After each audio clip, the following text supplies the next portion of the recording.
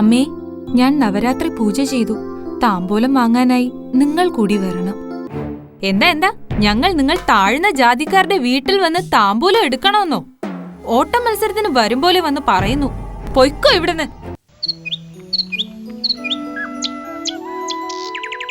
സുധ ഒരു പാവപ്പെട്ട സ്ത്രീയായിരുന്നു. ഭർത്താവ് രഘു കൂലിപ്പണിക്ക് പോകുമായിരുന്നു. അവൾക്കൊരു മകളും ഉണ്ടായിരുന്നു. പേര് ലളിത. എല്ലാ ദിവസവും അവൾ ആ ഗ്രാമത്തിലെ ക്ഷേത്രത്തിൽ പോയി പുറത്തെ മുറ്റം വൃത്തിയാക്കുമായിരുന്നു. അതിനുശേഷം വീടാന്തരം കയറിയിറങ്ങി പാത്രം കഴുകാനും വീട് വൃത്തിയാക്കാനും പോകുമായിരുന്നു. ദിവസങ്ങൾക്കുള്ളിൽ നവരാത്രി ആഘോഷങ്ങൾ തുടങ്ങാൻ പോകുകയായിരുന്നു. അമ്മേ, ഇത്തവണ നമുക്കും നവരാത്രി പൂജ ആഘോഷിക്കണം. നവരാത്രി പൂജ വളരെ ഭക്തിയോടെ ചെയ്യേണ്ട കാര്യമാണ്. നീയും ഉത്സാഹത്തോടെ എന്നോടൊപ്പം ഉണ്ടെങ്കിൽ നമുക്കത് ചെയ്യാം. അതെ അമ്മേ, ഇത്തവണ നമുക്കും പൂജ നടത്താമെന്ന് ഞാൻ നിശ്ചയിച്ചിട്ടുണ്ട്. എന്നാൽ ശരി, ഇത്തവണ നമുക്ക് ഒരുമിച്ച് നവരാത്രി പൂജ ചെയ്യാം. ആ സമയം രഘു വീട്ടിലേക്കെത്തി. എന്താണ് അമ്മയും മകളും ഗൂഢാലോചന നടത്തുന്നുണ്ടെന്ന് തോന്നുന്നല്ലോ. അവരുടെ തീരുമാനം സുധ രഘുവിനോട് പറഞ്ഞു. രഘു അവിടെയും ഇവിടെയുമൊക്കെ ചോദിച്ച് നവരാത്രിക്കുള്ള പൂജാ സാധനങ്ങൾ വാങ്ങാൻ ആവശ്യമായ പണം സംഭരിച്ചു. അന്നു മുതൽ നവരാത്രി ആഘോഷം തുടങ്ങിയിട്ടുണ്ട്.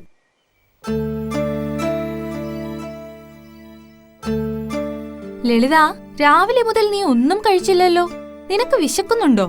ആ ശരിയാ, ചെറിയ വിശപ്പുണ്ട്. നമുക്ക് അമ്പലത്തിൽ ചെന്നിട്ട് വ്രതപാരായണം ചെയ്യണം.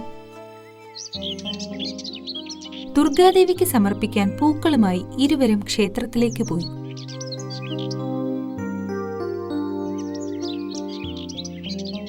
ക്ഷേത്രത്തിലേക്ക് പോകുമ്പോൾ അവിടുത്തെ പൂജാരി അവിടെ വെച്ച് തടഞ്ഞു. അങ്ങനെ എവിടേക്കാണ് പോകുന്നത്? താങ്കളെ പോലെ താഴ്ന്ന ജാതിക്കാർക്ക് ക്ഷേത്രത്തിൽ കയറാൻ അനുവാദമില്ലെന്ന് നിനക്കറിയില്ലേ? പൂജാരി, ദുർഗാദേവിക്ക് നമ്മൾ എല്ലാവരും തുല്യരാണ്. പിന്നെ എന്തിനാണ് നമ്മൾ തമ്മിൽ ഈ വ്യത്യാസം? അകത്തേക്ക് പോകുവാനായി ഞങ്ങൾക്ക് കൂടി അനുവാദം തന്നാലും. നീ എന്നെ സദാചാരം പഠിപ്പിക്കുന്നോ? ഈ ആചാരം നമ്മുടെ പുരാണകാലം മുതലേ തുടങ്ങിയതാണ്. ഞാൻ പുതിയതായി ഒന്നും പരിചയപ്പെടുത്തിയിട്ടില്ലല്ലോ. ഞങ്ങളോട് കരുണ കാണിക്കൂ പൂജാരി. ഞങ്ങളെ ഒന്ന് അകത്തേക്ക് കടക്കാൻ അനുവദിക്കൂ. നിങ്ങൾക്കായി ഞങ്ങളുടെ ആചാരങ്ങൾ ദുഷിപ്പിക്കണോ? കൂടുതലൊന്നും പറയണ്ട, ഇവിടെ നിന്നും പോകൂ. ദേവീ ദർശനത്തിന് ക്ഷേത്രത്തിൽ പ്രവേശിക്കാൻ അവർക്ക് അനുമതി കൊടുത്തില്ല. ദേവിയെ ദർശിക്കാൻ കഴിയാത്ത അപമാനഭാരത്താൽ വളരെ സങ്കടപ്പെട്ട് അവർ വീട്ടിലേക്ക് മടങ്ങി. സുധയും ലളിതയും ഭക്തിയോടെയും ശ്രദ്ധയോടെയും ശുദ്ധ മനസ്സോടെയും നവരാത്രി പൂജ ഹൃദയപൂർവ്വം ആരാധിച്ചു വന്നു. അങ്ങനെ 9 ദിവസവും കടന്നുപോയി. നോക്കി നിൽക്കെ വിജയദശമി ദിവസവും വന്നു. സുധദേവിക്ക് നൈവേദ്യമായി പുളിഹോരയും ഉണ്ടാക്കി. ലളിത, പൂജയ്ക്കുള്ള സമയമായി, വേഗം വരൂ ഇവിടെ.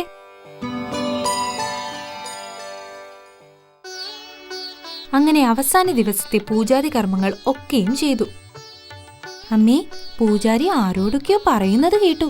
ഏതെങ്കിലും വ്രതമോ പൂജയോ ചെയ്തതിനു ശേഷം 9 മുടവുകൾക്ക് താമ്പൂലം നൽകണമെന്ന്, എങ്കിലേ പൂജാഫലം ലഭിക്കുകയുള്ളൂ എന്ന്. അയ്യോ, ഈ വയസ്സിൽ എന്തൊക്കെ കാര്യങ്ങളാണ് നീ പഠിച്ചു വെച്ചേക്കുന്നത്, മിടുക്കി. പിന്നല്ലാതെ ഈ സുധാ രഘു മോളെപ്പറ്റി എന്ത് തോന്നുന്നു? ശരി, ഞാൻ പോയി ഉയർന്ന ജാതിക്കാരെ വിളിക്കാം. സുധ അവരെ വിളിക്കാനായി പോയി.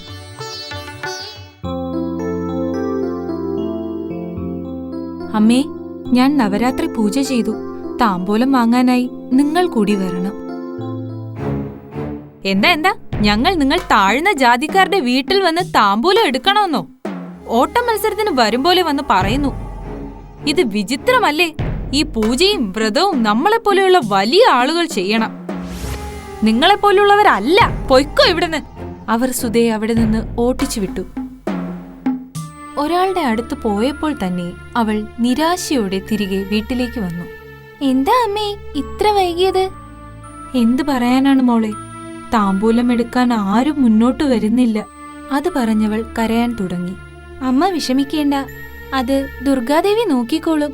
അതിനിടയിൽ പുറത്തുനിന്ന് ആരോ വിളിക്കുന്നത് കേട്ടു. വീട്ടിൽ ആരെങ്കിലും ഉണ്ടോ? ഇത് കേട്ട് പുറത്തേക്കിറങ്ങിയ സുധ അവരുടെ വീട്ടിനു മുന്നിൽ 9 സ്ത്രീകളെ കണ്ടു. സോദരി, ഞങ്ങൾ എല്ലാവരും സഹോദരിമാരാണ്. ഞങ്ങൾ ഈ ഗ്രാമത്തിലെ ക്ഷേത്രത്തിൽ ദുർഗാദേവിയുടെ ദർശനത്തിന് വന്നതാണ്.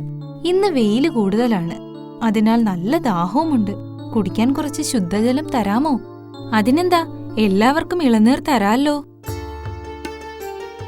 അവൾ എല്ലാവരെയും അകത്തേക്ക് വിളിച്ച് ഇളനീർ കൊടുത്തു. അവിടെയുണ്ടായിരുന്ന താമ്പൂലം കണ്ടിട്ട് ഒരു സ്ത്രീ ചോദിച്ചു, എന്താ സോദരി, നിങ്ങൾ നവരാത്രി പൂജ ചെയ്ത പോലെയുണ്ടല്ലോ, എന്നിട്ടും താമ്പൂലം ആർക്കും കൊടുക്കാതെ വെച്ചിരിക്കുകയാണോ? ഉയർന്ന ജാതിക്കാർ വരാനായി വച്ചതാണ്, എന്നാൽ താമ്പൂലം എടുക്കാൻ അവരാരും മുന്നോട്ട് വന്നില്ല. ഇതെന്താണ് ഈ വിരോധാഭാസം? ഇക്കാലത്തും ഇങ്ങനെയുള്ളവരൊക്കെ ഉണ്ടോ? വിരോധമില്ലെങ്കിൽ ഞാനൊരു കാര്യം ചോദിക്കട്ടെ, ആ താമ്പൂലം ഞങ്ങൾക്ക് തന്നെ തരാമോ? ഓ, തീർച്ചയായും തരണം സോദരി, അതിനേക്കാൾ ഭാഗ്യം എന്താണുള്ളത്? അതു കേട്ടപ്പോൾ സുധയ്ക്ക് വളരെ സന്തോഷമായി. വളരെ സന്തോഷം സഹോദരിമാരെ, ദൈവങ്ങൾ എനിക്കായി ഇറങ്ങി വന്നതുപോലെ തോന്നുന്നു. ആ 9 പേർക്കും താമ്പൂലം വീതിച്ചു കൊടുത്തു.